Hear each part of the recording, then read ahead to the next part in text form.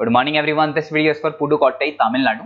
So basically हमारे जो sir है वो 2006 से बच्चों को पढ़ा रहे हैं। मोर एजुकेशन के नाम से सर की क्लासेस चलती है, very provide live classes, recorded videos, notes and books in a very easy language that covers up your entire syllabus. He is also writer and in this video will talk about your course specialisations, about the best college for you और placements कैसे रहेंगी, salary expectations क्या रहेंगी, इन सभी चीजों को detail में discussion करेंगे। If you find this video informative, then do like the video, subscribe to our channel, hit the bell icon. Thank you very much. ये वीडियो मैं उन स्टूडेंट्स के लिए बना रहा हूँ those who are planning for MBA का plan कर रहे हैं, टॉप 20 स्कूल से प्लान कर रहे हैं। उसके लिए एक एग्जाम लगता है कॉमन एडमिशन टेस्ट। इसके ऊपर बहुत डिटेल में डिस्कस करेंगे। आईएम्स तक कैसे पहुंचना है उसको अपन डिस्कस करेंगे। इसके अंदर कैट एग्जाम की इंपॉर्टेंट डेट्स, कैट एग्जाम क्या होता है, एग्जामिनेशन पैटर्न क्या है, एलिजिबिलिटी क्या है, एग्जामिनेशन स्ट्रेटजीज क्या है, कैसे आपको एग्जाम देना चाहिए, आईएम्स तक पहुंचेंगे तो उसके कट ऑफ क्या होंगे और नॉन आईएम्स कॉलेज के कट ऑफ क्या होंगे, सब डिस्कस करेंगे। न्यूज़पेपर में आया था 42% काम 2027 तक मशीनें करेंगी।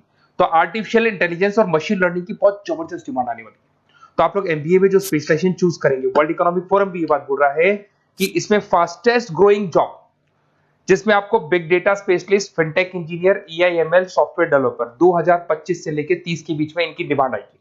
तो आप एमबीए में जो स्पेशलाइजेशन चूज करें उसमें ये वाले स्पेशलाइजेशन रखना, फिनटेक वाला, बिग डेटा वाला, इसकी जबरदस्त डिमांड आने वाली है। बहुत सारी जॉब्स है जो जाने वाली है, जैसे 2025 से 30 के बीच में आपका पोस्ट ऑफिस क्लर्क है, बैंक टेलर है, data entry, cashier, ticket checker.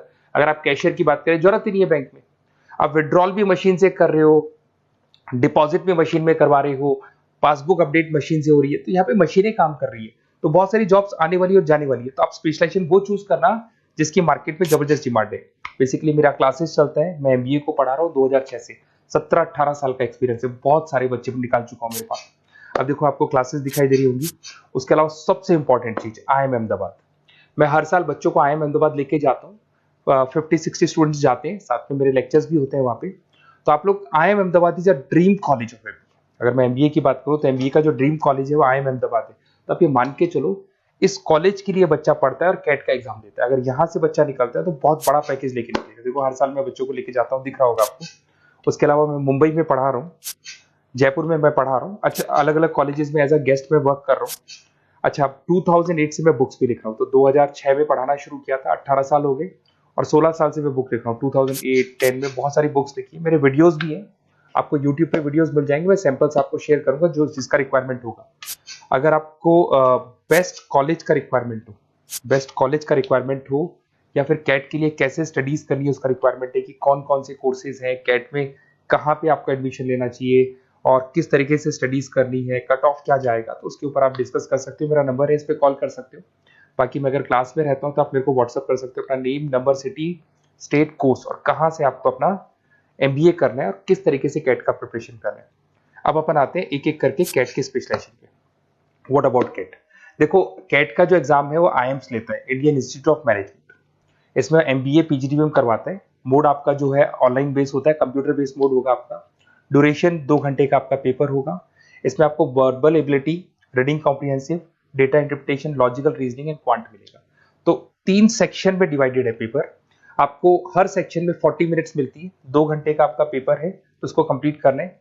तो इसमें पढ़ना कैसे है, उसकी स्ट्रेटजीज क्या है, इसको अपन आगे डिस्कस करेंगे। देखो आपको इंपॉर्टेंट डेट्स दिखाई देंगी। नोटिफिकेशन इसका जुलाई 25 तक आ जाता है। उसका रजिस्ट्रेशन अगस्त में स्टार्ट होते हैं, सितंबर में आपका लास्ट डेट है, एडमिट कार्ड अक्टूबर में आता है, नवंबर में लास्ट संडे, जो लास्ट संडे होता है नवंबर का, उस दिन एग्जाम लगता है इसका, और जनवरी तक रिजल्ट आ जाता है। अब देखो इसमें बहुत सारी चीजें जो अपन डिस्कस करेंगे। टोटल इसमें 66 मार्क्स का पेपर होता है, वेरी भी करता है थोड़ा बहुत। 40 मिनट्स पर सेक्शन को मिलता है। इसके अंदर आपका इंग्लिश है, रीजनिंग है, क्वांट है, इनके लिए अलग अलग टाइम मिलता है। 1/3 इसमें नेगेटिव मार्किंग रहती है। मतलब अगर आपने कोई किसी ऑप्शन बेस्ड क्वेश्चन को तुक्का मारने की कोशिश की तो 1/3 कट जाएगा। एमसीक्यूज में नेगेटिव होता है और बाकी जो सेक्शनल कट ऑफ जरूरी है इसके अंदर। मतलब ऐसा नहीं है कि आपका इंग्लिश में स्कोर आ गया, मैथ्स में नहीं आया, डीआई में नहीं आया तो सिलेक्शन नहीं होगा। इंडिविजुअल आपका इंग्लिश में भी आना चाहिए, मैथ्स में भी आना चाहिए, डेटा इंटरप्रिटेशन में, तीनों में आना चाहिए आपका। और एमसीक्यूज में जो नेगेटिव मार्किंग है एमसीक्यूज के लिए होगा, नॉन एमसीक्यूज के लिए नेगेटिव मार्किंग नहीं होता है। उसके अलावा अगर मैं एलिजिबिलिटी की बात करूं तो जनरल का अगर स्टूडेंट है तो 50% मार्क्स चाहिए। अगर आपका 50% से कम है, you are not eligible to give the CAT examination. अगर एससी, ओबीसी, रिजर्व कैटेगरी से है तो 45% आपको चाहिए। देखिए, और एज लिमिट नहीं है, कोई भी बच्चा एग्जाम दे सकता है। फाइनल ईयर का स्टूडेंट दे सकता है, फाइनल ईयर होने के बाद भी वो एग्जाम दे सकता है। अगर मैं स्ट्रेटजीज की बात करूं, देखो बार बार मैं एक चीज बता रहा हूं, जब भी आप पेपर को अटेम्प्ट करते हैं, इसमें टाइम कम होता है, क्वेश्चन ज्यादा होते हैं, तो यहां पर आपको रिजेक्शन आना चाहिए, सिलेक्शन नहीं करना है, रिजेक्शन करना है। बहुत सारे ऐसे क्वेश्चन होते हैं, बहुत ईजी है, उसमें 4 से 5 मिनट खराब हो गए और आपने उसका राइट आंसर निकाल दिया।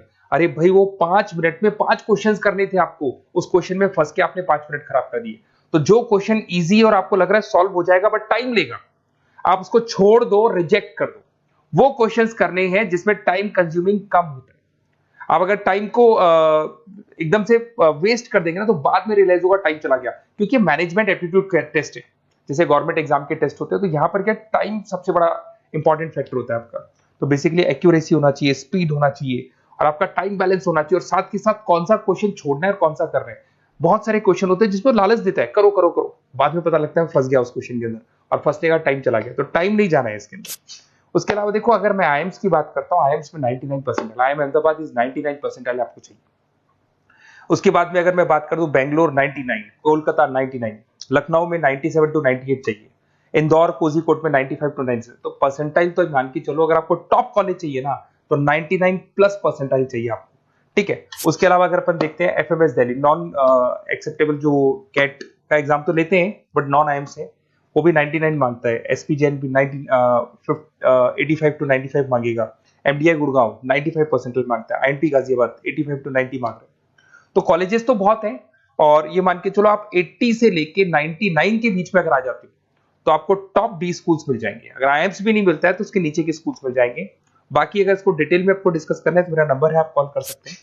अच्छा, उसके अलावा मेरा नंबर आपको दे दिया मैंने, अगर मैं कल क्लास में हूं या कॉलेज में और फोन नहीं उठाता तो व्हाट्सएप कर देना, अपन डिटेल में डिस्कस करेंगे सारी चीजें, और कहां से आपको कैट करना चाहिए, कौन सा इंस्टीट्यूट बेस्ट रहेगा वो भी मैं आपसे डिस्कस करूंगा, कौन से कॉलेज में आपका एडमिशन लेना चाहिए वो भी डिस्कस करेंगे, किस तरीके से आपको पढ़ाई करनी है, नोट्स कैसे मिलेंगे, वीडियोस कैसे मिलेंगे, सब डिस्कस करेंगे।